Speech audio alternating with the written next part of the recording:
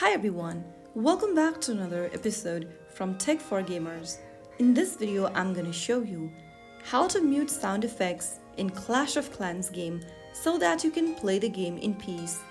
First of all, launch open the Clash of Clans application and log into your account. Once you're in the home screen, tap on the gear button at the bottom right corner. You will then be able to open up the settings menu.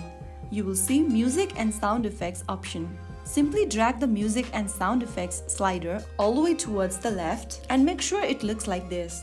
Once it does, you will be able to play the game in peace without any sound effects or music in the background. So that's how you can easily turn off music and sound effect in Clash of Clans. If you found the video helpful, don't forget to like, share and subscribe to the channel. I will be back again in the next video. Thank you for watching.